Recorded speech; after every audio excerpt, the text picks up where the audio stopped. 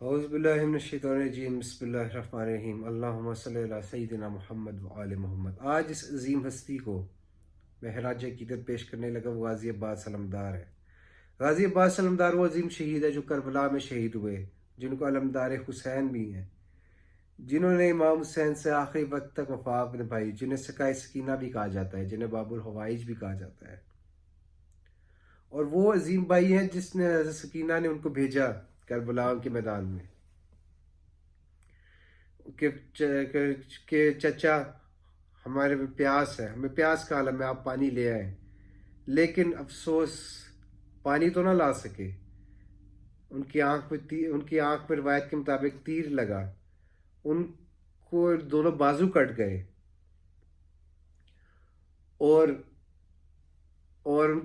اس حالت میں اتنی ان کو زخم آئے، انہیں اس بات کا افسوس رہ گیا کہ میں سکینہ تک پانی لے جا سکا، اپنی پیاری بھتیجے تک پانی نہیں لے جا سکا، میں حسین کی بیٹی کو کے آگے کس طرح جاؤں گا، اس حالت میں میں نہیں جا سکتا۔ اور حضرت حسین کے لیے بہت مشکل تھا حضرت عباس کی شہادت دیکھنا، حضرت عباس علمدار کی شہادت دیکھنا حضرت حسین کے لیے بہت ہی مشکل تھا۔ حضرت حسین نے جملہ کہا انکسر ظہران، آن اب میری قبر ٹوٹ گئی، اس سے بڑھ کر اور کوئی جملہ ہو نہیں سکتا حضرت عباس کی شان میں کہ جو حسین ابن علی نبی پاک صلی اللہ علیہ وسلم کی کمر مبارک پر چڑھیں، جن کے لیے حضور صلی اللہ علیہ وسلم اپنے سجدے لمبے کر دے، جن کو حضور صلی اللہ علیہ وسلم اپنے کندھوں پہ سوار کرائیں، جن حسنین کو حضور صلی اللہ علیہ وسلم چومے، وہ حسین کہے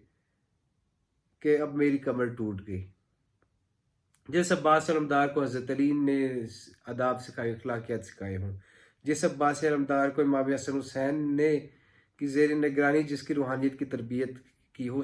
غازی عباس کا مقام کیا ہوگا؟ جو مثل علی لگے، جن کا چہرہ حضرت علی جیسا لگے، جو شجاعت اور بہادری میں اپنی مثل ہو، جن کو باب الحوائج کہا جائے، جن کے صدقے سے اللہ لوگوں کی حاجات پوری کرتا ہے، وہ حضرت عباس علمدار ہیں، جنہوں نے اسلام کی خاطر وہ عظیم الشان قربانی دی کہ آج تک پانی ان کی قبر کے پاس ہے۔ پانی شرمندہ ہے کہ ہم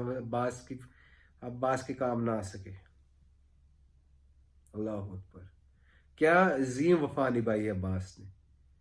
کیا عظیم قربانی ہے عباس کی۔ حضرت عباس نے قیامت تک ہمیں یہ سبق دیا کہ توحید کی خاطر، رسالت کی خاطر کھڑے ہو جاؤ، اہل بیت کی عظمت کی خاطر کھڑے ہو جاؤ، اہل بیت و صحابہ نے جو قربانی دی تھی اس کو بچانے کے لیے کھڑے ہو جاؤ، اور کسی صورت نہ اپنا ایمان بیچو، نہ اپنا ضمیر بیچو، اور اسلام اور رسالت کے لیے، توحید کے لیے اپنی جان بھی قربان کرنی پڑے، اور اپنے بازو بھی کٹوانے پڑے تو اسلام کے لیے ڈٹ جاؤ، اور کبھی بھی یزیدیوں سے، رافضیوں سے، ناصبیوں سے، غالیوں سے، نصیریوں سے مت ڈرنا، حق کے لیے کھڑا ہونا۔ اللہ تعالیٰ ہم سب کو عمل کی توفیق عطا فرمائے۔ وآخر دعوانا ان الحمد للہ رب العالمین۔